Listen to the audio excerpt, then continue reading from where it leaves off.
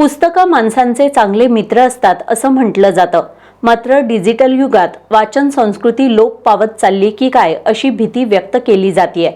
पण आजच्या तरुण पिढीचा पुस्तकांकडे असलेला ओढा पाहिल्यानंतर ही भीती फोल ठरतीये. केवळ छापील पुस्तकच नाही तर ई बुक्सच्या माध्यमातूनही वाचक साहित्याशी जोडला जातोय. त्यामुळे तुम्ही सुद्धा आजच्या दिवशी एखादं नवीन पुस्तक वाचायला नक्की सुरुवात करा. पुस्तक म्हणजे केवळ फक्त कागदांचा तुकडा नव्हे तर ती एक अनुभवांची आणि विचारांची गोड शिदोरी आहे. आपण बघतोय की पुस्तक म्हणलं की त्याला एक विशिष्ट असा वास येतो. पुस्तकांचा सळसळणारा तो आवाज कुठेतरी आपण मिस करतोय का? कारण आपल्याकडे आता डिजिटल क्रांती सुद्धा झालेली आहे. बरेच लोक आता किंडल आणि ऑडिओ बुक्स बरेचदा वाचत असताना आपल्याला दिसतात. पण आता मी आली आहे जिथं ज्ञानाचा प्रचंड खजिना आहे अशा लक्ष्मीपुरीतल्या बुक स्टॉलच्या गल्लीमध्ये आली आहे. तर माझ्यासोबत इथं एक दादा आहेत पुस्तक विक्रेते. तर ते आपल्याला काय सांगतात चला ऐकूया. तर दादा, आपण बघतोय की आपल्याकडे डिजिटल क्रांतीच झाली आहे, ई बुक्स पण आलेले आहेत. तर तुम्ही पुस्तक विक्रेते आहात, तर तुम्हाला काय फरक जाणवतो का? थोडाफार जरा फरक जाणवलाय जरा डिजिटल युगामध्ये. कसं आहे, जे ऑनलाईन मध्ये जे मिळते ऑनलाईन कमी दरात मिळाले. आता आमच्याकडे जास्त कोण मागायला पण येत नाही, त्यामध्ये थोडाफार जरा फरक पडलेला आहे. मग आता तुमच्याकडे वाचक जे असतील किंवा जे खरेदी करायला येतात तर ते काय म्हणतात, काय म्हणणं आहे त्यांचं? ते आमचे सदाचे जुने घ्यायला बघतात, नवीन घ्यायला बघत नाहीत. त्यांना माहित झाले ना डिजिटल युगात म्हणजे कशी पुस्तकं असतात, काय असतात. ते शासनाची कशी असते कमी दरात आपल्याला मिळतात. आपण कमी दरात मिळतात ते माणसं आपल्या इकडे येतात, कमी दरात मिळतात पुस्तक म्हणून. तर काका, तुम्ही काय सांगाल एक वाचक म्हणून किंवा एक विक्रेते म्हणून तुम्हाला काय वाटतं, काय बदललंय आपल्याकडे? ऑनलाईनचं सगळं हे आल्यामुळं त्यावर लय परिणाम झालेला आहे, भरपूर परिणाम झालेला आहे.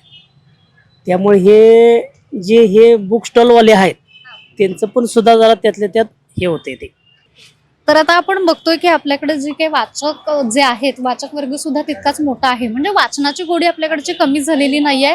लोक वाचतात पण ई बुकच्या माध्यमातून ते पुस्तकांना भेटतात, तर कधी स्टॉलवरती जाऊन पुस्तकं खरेदी करतात. तर असेच माझ्यासोबत ना काही गर्ल्स पण आहेत, तर त्या पुस्तक स्टॉलवरती आलेल्या आहेत. तर त्यांच्याकडे आपण जाऊया थेट.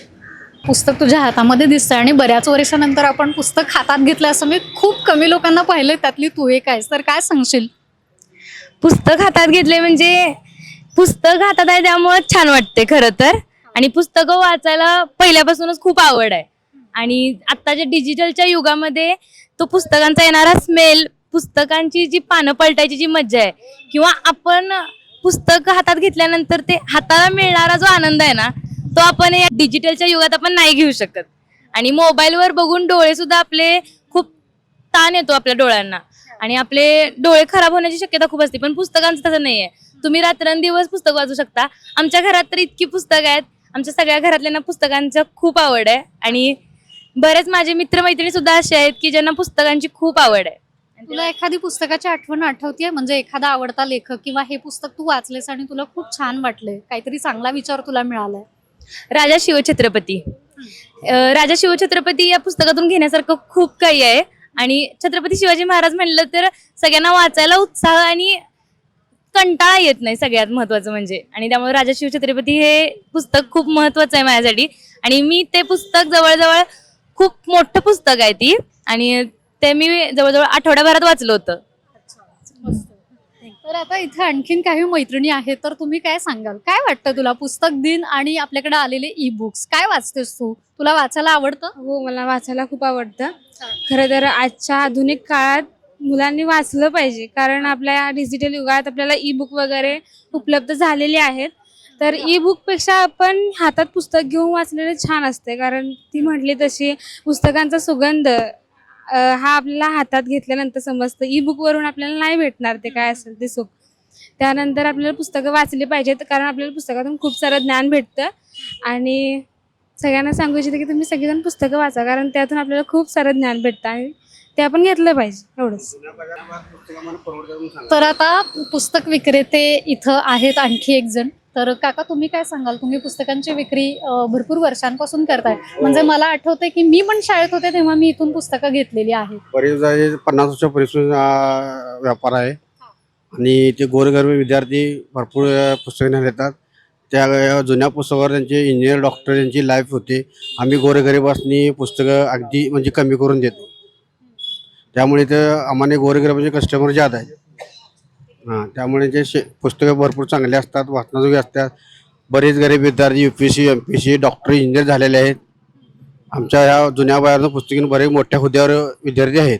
मी आज इकडे पुस्तक खरेदी करायला आलाय का? हो, पुस्तक खरेदी करण्यासाठी आलेलो आहे. हा. मला म्हणजे ही लायब्ररी खूप जुनी आहे. तसं पाहिलं तर इथं बऱ्याचशा गोष्टी शिकण्यासारख्या पण आहेत आणि वाचकांचं एक वेगळं प्रेम इथे या लायब्ररीवरती आहे. तसं बघायला आलं तर यातून घेण्यासारखं भरपूर काही आहे. फक्त आता जसं कसं आहे, आता सुभाष शिरोळकरांची कादंबरी असेल किंवा युगंधर शिवाय सावंत सरांची हे बरेच कादंबरी वगैरे आहेत, अनुवादित आहेत लेख.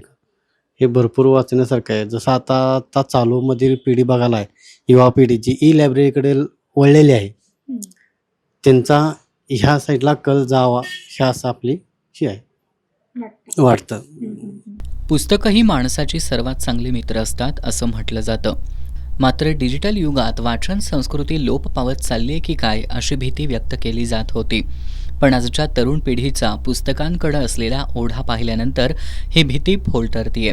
केवळ छापील पुस्तकच नाही तर ई-बुक्स आणि ऑडिओ बुक्सच्या माध्यमातूनही वाचक साहित्याशी जोडला जातोय.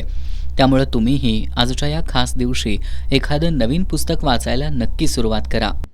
तर आता आपण बघतोय की वाचनाची गोडी काही कमी झालेली नाही आहेत, पण पुस्तक वाचनाची माध्यमं आपल्याकडची थोडीफार बदललेली आहेत आणि त्यामुळं आयुष्यामध्ये आपल्या खरे मित्र आणि कमी पुस्तकं असली तरी एक वेळेला चालतील, पण ती दर्जेदार असणं हे जास्त गरजेचं आहे.